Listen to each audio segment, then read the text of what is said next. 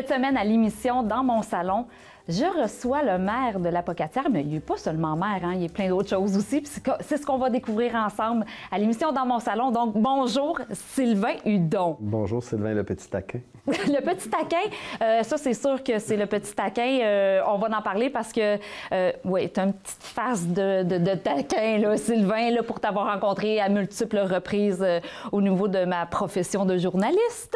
Mais là, Sylvain, là, on va faire un petit parcours ensemble parce que justement, j'aimerais ça savoir comment tu étais quand tu étais jeune. Tu es natif de la Pocatière. Ça veut dire que tu as la Pocatière tatouée sur le cœur? Effectivement, j'ai pas de tatou, mais c'est là. Mais c'est sur le cœur en dedans, là. Dedans, c'est là, oui. C'est bon. Puis là, comme je l'ai dit, tu es natif de la Pocatière, mais comment tu étais jeune? Parce que je suis sûre que tu étais vraiment tannant.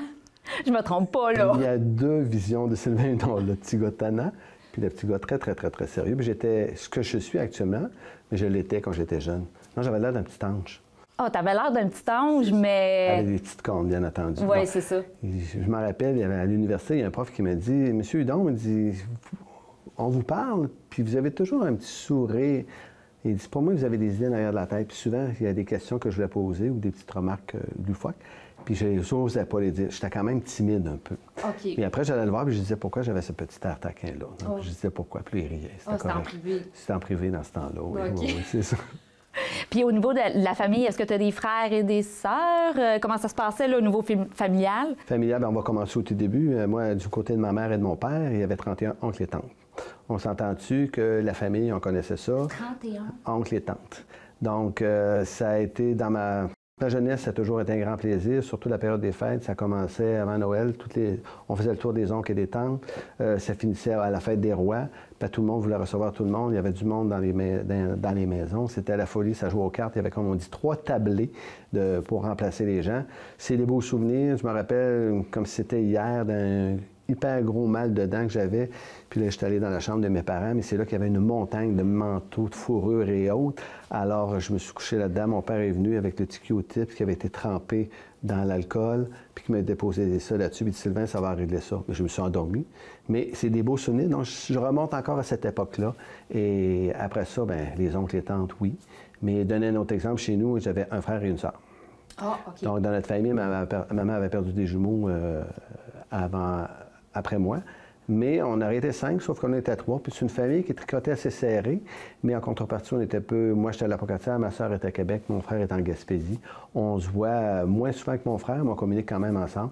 Mais l'esprit de famille est quand même là, puis je trouve ça très important. Et vos parents, ils demeurent toujours à la Pocatière? Non, mes 2 parents sont décédés. Puis ça, c'est des... Je vais en parler tantôt. Je trouve ça excessivement important. Pour moi, la famille, c'est primordial. Donc, puis mes parents, bien, c'est ça, je les ai adorés. Ils adoraient leurs enfants. Ils adoraient... ce qu'ils m'ont transmis, je trouve ça très, très important, c'est le côté familial, mais le côté communautaire. Ma mère adorait son mari, papa chantait beaucoup, puis ma mère, dans les parties ou bien les feux de camp, elle disait « Baptiste chante, Baptiste chante ». Ça, c'est une phrase qui m'est toujours restée, puis jamais je vais oublier ça. Moi, j'aimerais ça chanter, mais j'ai pas chante seul dans l'auto quand je m'en vais tantôt après la rencontre, je vais chanter dans l'auto. OK. Mais je ferai jamais de chorale, rien. Ah, c'est bon, d'habitude, c'est dans la douche. Mais là, toi, c'est dans l'auto? Dans l'auto, oui, surtout. Dans la douche, ça arrive, mais quand... Oui, c'est ça. Bien, si tu veux, on peut te permettre un petit 5 minutes en fin de l'émission pour que tu chantes la petite chansonnette. Non, c'est ça. Puis mon père aussi. Ma mère, c'était très, très familial. Je vous dis, il y avait la grande famille. Puis chez nous, on a toujours fait beaucoup à manger. Maman aussi. Puis elle nous raconte toujours des petites anecdotes qui se passaient dans ce temps-là. Puis je dis, voyons, elle dit, ben, on partait toutes les filles ensemble, on a ramassé des bleuets, ils marchaient beaucoup. On revenait, ben c'était quasiment moitié-moitié dans la famille. On revenait, on donnait ça à maman, elle faisait des tartes. Puis le lendemain, tout était mangé. On repartait, mais j'ai dit, oui, c'est pas drôle de partir à marcher comme ça. Elle a dit, oui, mais j'ai dit, d'avoir des petits plaisirs. Ah, c'est sûr et certain que des fois, c'était très sévère. Papa nous disait, si jamais les filles, vous tombez enceinte, il y a une réprimande, ci, puis ça, c'est ça. OK, c'est correct. Mais il dit quoi? Ah, bien, des fois, il y a un petit cousin qui venait, ou un ami d'un petit cousin, puis on avait le droit d'un petit bec sur le front, sur le front, sur la joue. Mais il y avait quand même des petits plaisirs, ces gens-là. Puis ça s'est transmis, le côté familial, je le mentionne encore, important. Du côté de mon père, c'est ça. Papa et maman, c'était l'implication sociale, Chevalier-Colomb et autres. Papa faisait des bars dans le temps du centenaire. On a baigné là-dedans. On était dans la fumée ou ça de la cathédrale. Des fois, il y avait des parties, surtout en tricentenaire, des fois 1000 personnes. Quand tu rentrais, c'était la petite ligne de fumée qu'il y avait là. Ça m'a marqué. Je ne suis pas fumeur, là, mais probablement que j'aime pas l'odeur. Mais ça doit remonter à ça. Donc, papa a toujours été impliqué. Papa a été conseiller pendant plusieurs années à la ville de La-Pocatière. Mon grand-père a déjà été un peu maire, un an à peu près. Je te dis, j'ai baigné là-dedans. C'est probablement que là-dessus, j'ai pris racine pour le monde politique. OK, OK.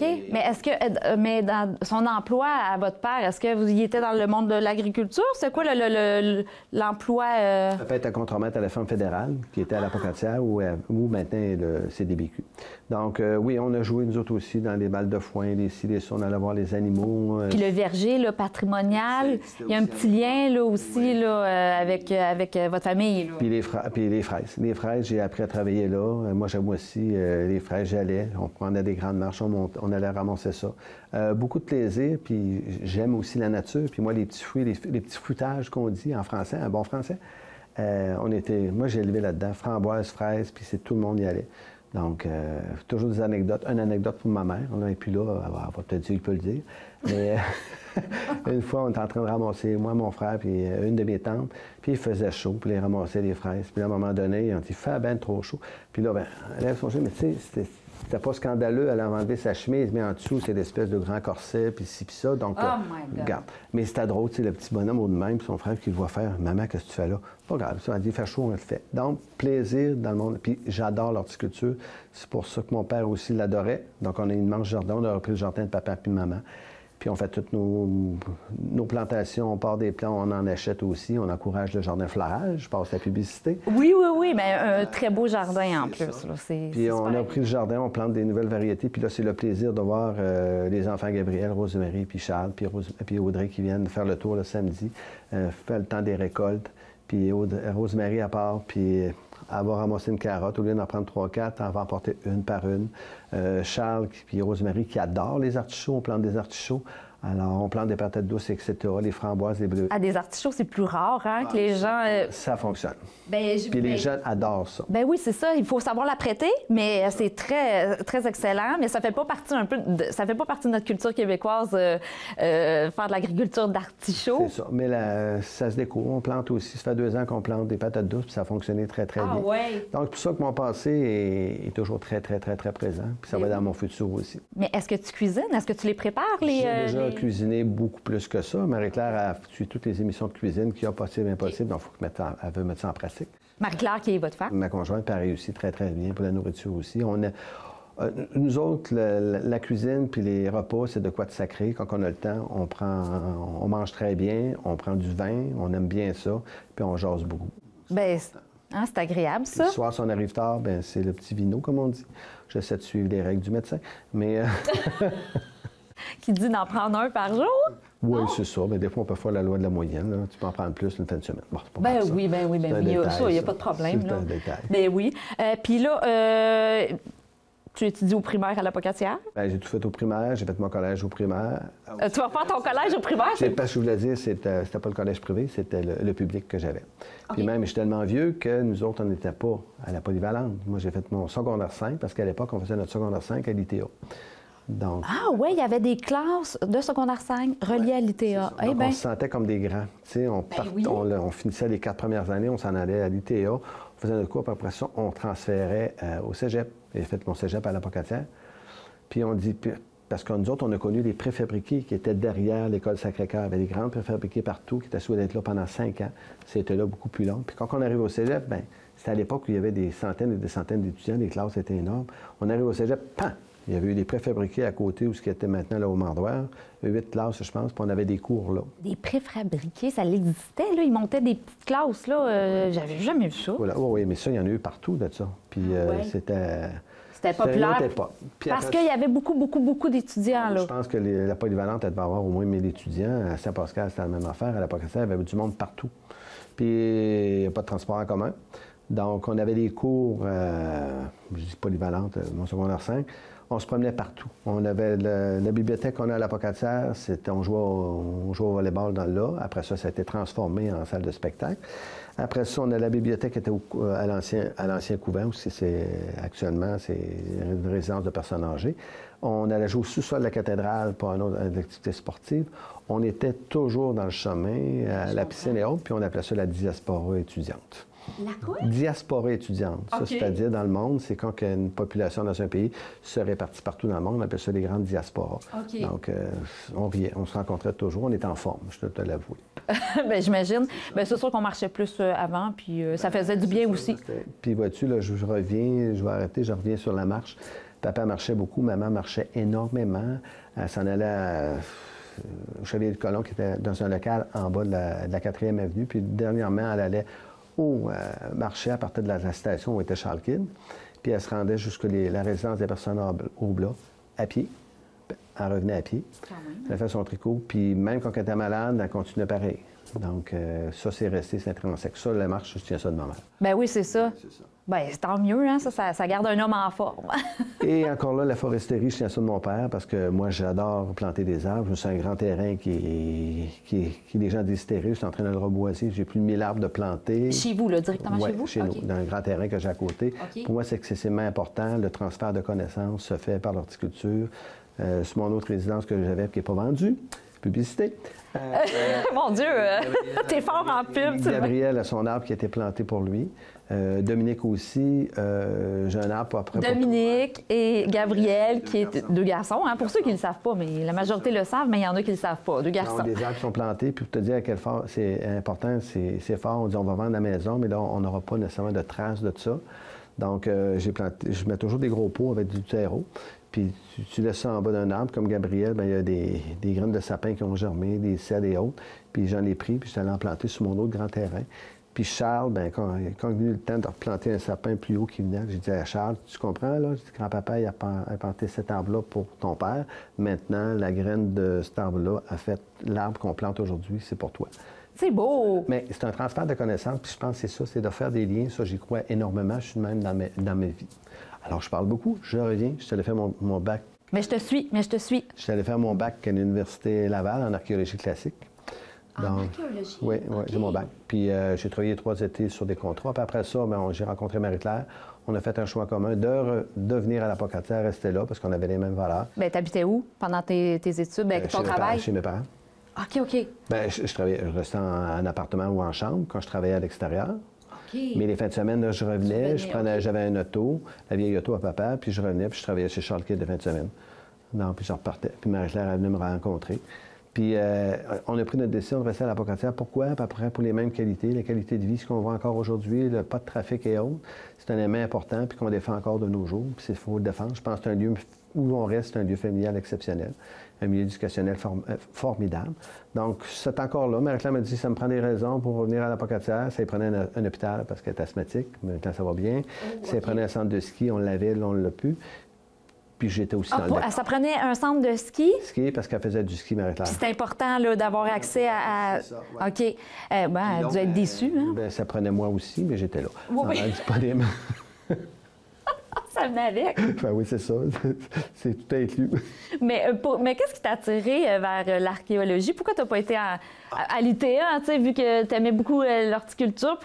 Qu'est-ce qui t'a... Ben, j'aurais pu aller à l'ITA, mais j'en faisais déjà beaucoup d'horticulture. Je me suis dit, je vais avoir le temps d'y aller si jamais je change d'idée. Tu sais, au cégep, je suis rentré là, j'avais 17 ans et demi à peu près, 18 là. Mais c'est une passion. J'aurais pu être paléontologue, plein d'autres dossiers. Il y a beaucoup de choses qui t'intéressaient. Puis quand j'avais rencontré l'orienteur au cégep, je disais ce que je vais faire. Puis il dit, mais tu vas aller en archéologie. Il n'y a pas beaucoup d'emplois là-dedans. C'est à l'extérieur. J'ai dit, oui, mais j'ai la chance d'aller étudier. Puis je suis allé étudier, j'ai réalisé mon rêve. Puis après ça, j'avais toujours le rêve de faire de la politique. Même en secondaire 5, dans mon matin finissant, c'était marqué. J'en parlais tout le temps. Puis ambitionnerais-tu de devenir premier ministre? Mais j'étais intéressé. Rendu au cégep, j'ai fait de la science j'ai fait des cours dans un club politique, mais jamais pas imposé, mais toujours prendre des connaissances. Bien, parce que aussi, tu as vu ton père et ton grand-père œuvrer dans ce milieu-là, donc ça t'a donné une petite piqûre, là. La piqûre, mais j'ai été, vu que je connais, papa, vu qu'il était là-dedans, j'ai connu l'avantage et le désavantage, parce que faire de la politique, c'est pas toujours facile, c'est pas toujours rose. Pas toujours facile pour la famille. La famille aussi, donc il faut que tu mettes ça dans la balance, mais à un moment donné, quand tu sais expliquer pourquoi tu y vas, bien, tu y vas. Puis quand tu as fini, c'est tout. Donc, puis dans le domaine politique, mais c'est sûr que mon passé transpire beaucoup, le communautaire. J'ai fait le scoutisme pendant des années. J'ai arrêté quand j'étais rendu au cégep, là.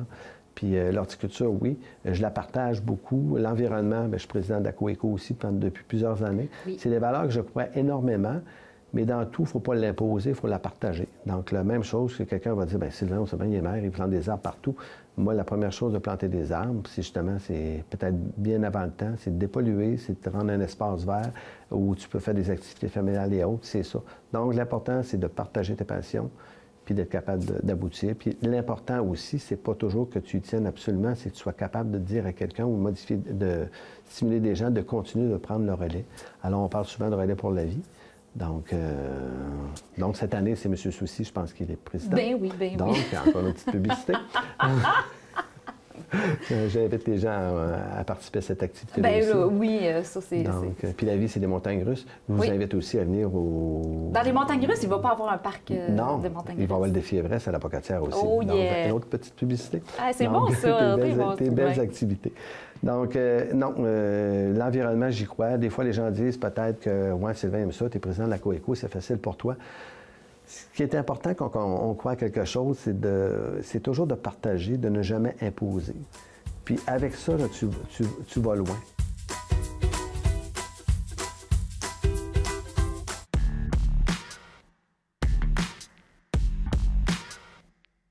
Les Ballons Intensifs, c'est un organisme à but non lucratif qui offre des camps d'entraînement de basketball gratuits pour les jeunes afin de mousser l'engagement communautaire, de parfaire leurs techniques de jeu et de se développer sur le plan personnel et social.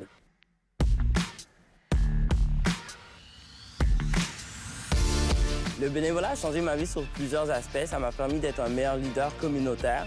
Ça m'a permis de rassembler les gens plus facilement. Ça me fait beaucoup de bien, puis je me sens plus tranquille, plus heureux, plus joyeux. C'est important d'avoir des bénévoles parce qu'il y a beaucoup de travail à faire. Puis si on ne travaille pas ensemble, main dans la main, pour régler certaines choses, on va manquer de souffle. Plus il y a de bénévoles, plus je pense que la société se porte mieux. Si on a donné quelque chose, c'est son temps, son énergie, sa passion.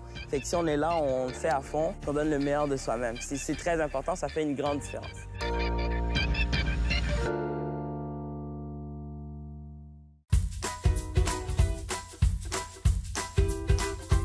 Mais tu dois être découragé un petit peu là, de ce qui se passe là, en ce moment là, au niveau de la planète, là, tout ce qu'on voit, le plastique, puis tout ça, les mammifères marins qui sont...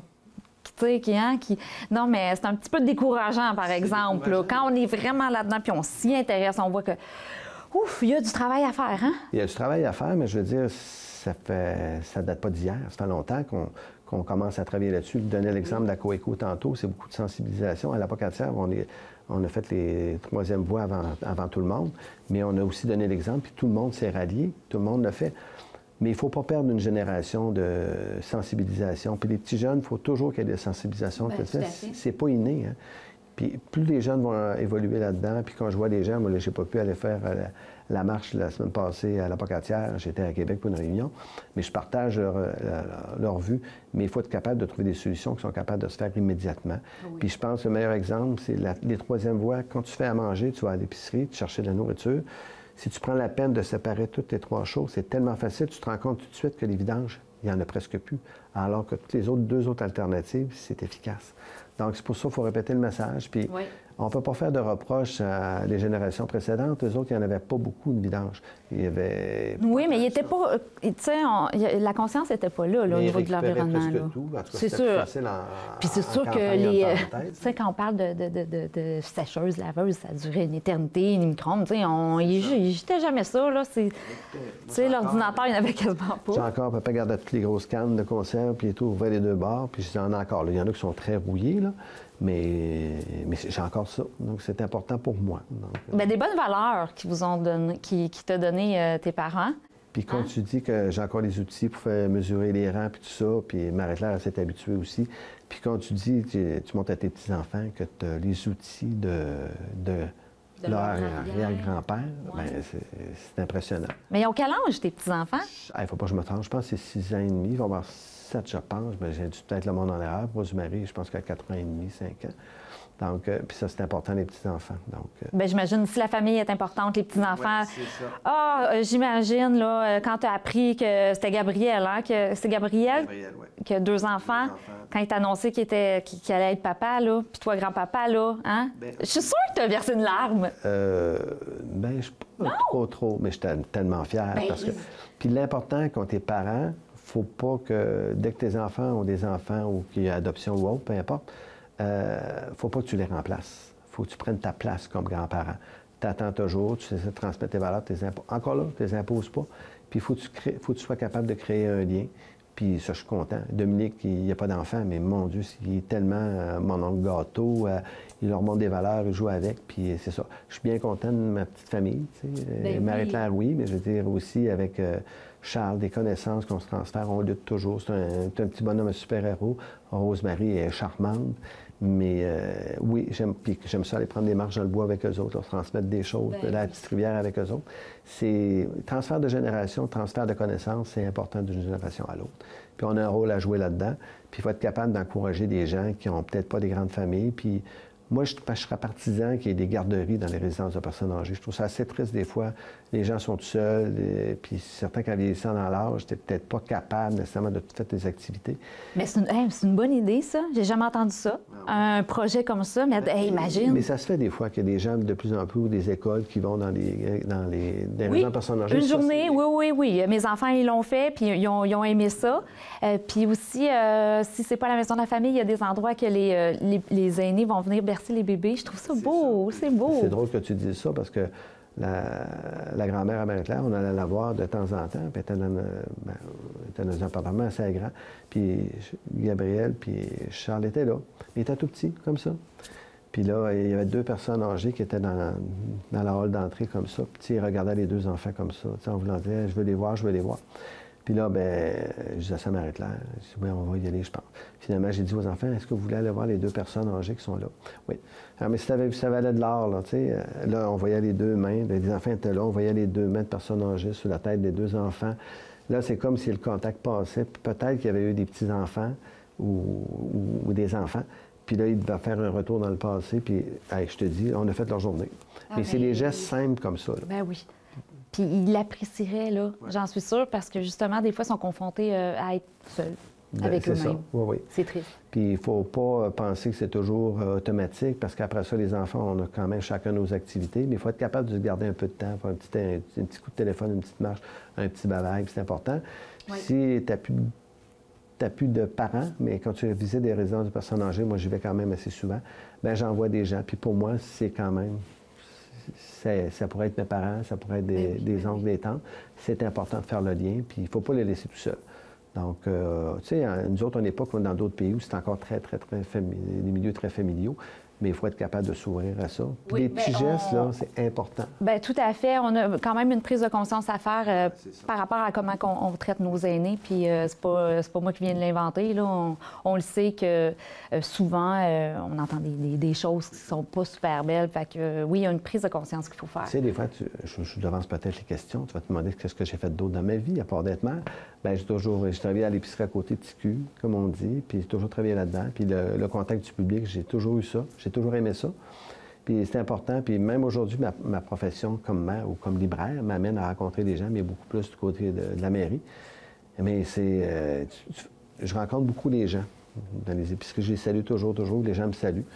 Mais ils sont capables de séparer... C'est rare qu'ils me parlent de leur dossier de la ville. Mais toujours, c'est un petit sourire. Moi, je dis toujours dans la vie, il ne faut pas juste connaître quelqu'un, il faut savoir les reconnaître. Puis ça, c'est important. Puis à l'épicerie, des fois, je ne sais pas que je niaise, c'est sincère. Puis des fois, je dis à une personne âgée qui arrive ou un autre, j'ai dit à des affaires, je vais vous ouvrir la porte. Elle dit, voyons, mon petit gars, tu n'as pas besoin de faire ça, elle rouvre automatiquement. Je peux-tu avoir le plaisir d'ouvrir? Je passe ma main, la porte rouvre. Là, j'ai le sourire sur la personne, là, c'est hallucinant. Bien, c'est des gestes gratuits, c'est pas dur à faire. Puis qui font du bien. Puis Dominique, il rit de moi, mon Dominique, le plus jeune, tu sais. Il a 30 ans. Mais il dit, papa, tu ressembles à Reine-Élisabeth. Pourquoi tu dis ça? Tu es toujours, bonjour, ça va bien, ça va bien. Puis il est prêt à payer d'épicerie, puis bonjour. En tout cas, mais c'est le lien familial qui passe. C'est plate que j'habite pas à la Pocatière, j'aimerais recevoir l'épicerie. Colline, je manque ça, moi. Je manque ça, oui. Puis moi, je tiens à mentionner, quand j'étais à l'épicerie, j'ai travaillé là tellement longtemps, j'ai eu des liens très, très fort avec la famille Kidd, dont Pierre Kidd et ses parents. Puis maman a rencontré papa parce qu'il y avait un bureau de poste, c'est Charles Kidd. Puis maman a rencontré mon père là. Donc, Mme Kidd, elle a fait des petits liens. Puis elle dit, pour moi, le monsieur, il ne taille pas pantoute, puis elle ne laissait pas. Mais c'est des pas, donc... moi, ça m'a fait de quoi? Quand l'épicerie a fermé, moi, c'était une époque de ma vie. Mais elle est encore toute présente. Puis un terrain que j'ai acheté, c'est juste pas très loin. Puis le lien, il demeure toujours. Puis je salue Pierre et Monique qui m'ont beaucoup influencé. Donc, le charmant Pierre, qui invente n'importe quoi, il a fait mourir son père 50 fois avec des menteries, mais il est tellement sociable. Mais salut Pierre, salut Monique. Ça, c'est pas une pub, ça, c'est juste une salutation. Mais t'as un petit côté nostalgique? Je suis toujours nostalgique. Quand je parle de famille, c'est sûr, ou d'amis, oui, je suis toujours nostalgique un peu. Je trouve ça tellement important, là. C'est incroyable. Puis je peux tomber sur... Mes parents, oui, ça m'a marqué énormément. Mais, tu sais, des fois, quand arrive la première séparation, tes grands-parents ou tes parents qui décèdent, tu as l'impression que tout est fini. Puis là, c'est là que tu te rends compte qu'il n'y a pas personne qui meurt complètement. Tant qu'on entretient ce souvenir-là, pour moi, ces personnes-là sont immortelles. Puis tant qu'on peut transférer cet amour-là qu'on a envers d'autres personnes à tes enfants, à des amis, pour moi, ça continue tout le temps. Oui, tout à fait. Puis ça, je pense, oui, c'est toujours nostalgique un peu. Moi, je suis le genre qui prend des marches énormément. Quand ça va pas, je vais marcher, je vais flatter mes minous, je vais flatter mon chien, je vais parler à mes oiseaux, puis tout ça. Je suis le genre comme ça qui s'extériorise, puis je suis très contemplatif. Oui, mais il ne faut pas se gêner non plus. Si tu dis que la nostalgie apparaît, c'est normal aussi ça apparaît. Il faut contrôler ça un petit peu, mais il faut surtout répéter le message. Moi, c'est un beau souvenir qui prend toujours le dessus.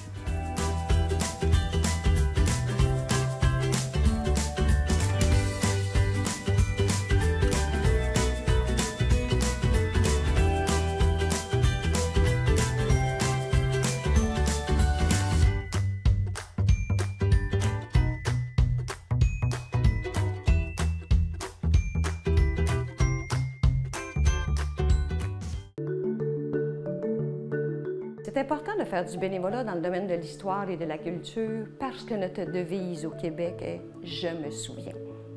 Je suis une fille passionnée qui aime avoir les mains dans les archives, qui aime être au cœur de l'histoire. Les moments qui me procurent le plus de joie lorsque je fais du bénévolat, c'est lorsque les gens arrivent avec leur fonds d'archives. C'est toute leur vie qu'ils viennent partager avec nous. C'est vraiment précieux, ces moments-là. Les gens sont vraiment émus de nous remettre leurs archives. On demeure impliqués dans notre communauté. C'est un don de soi qui nous apporte beaucoup de satisfaction personnelle. J'aimerais dire que les médecins devraient prescrire du bénévolat. C'est le meilleur antidépresseur que je connaisse.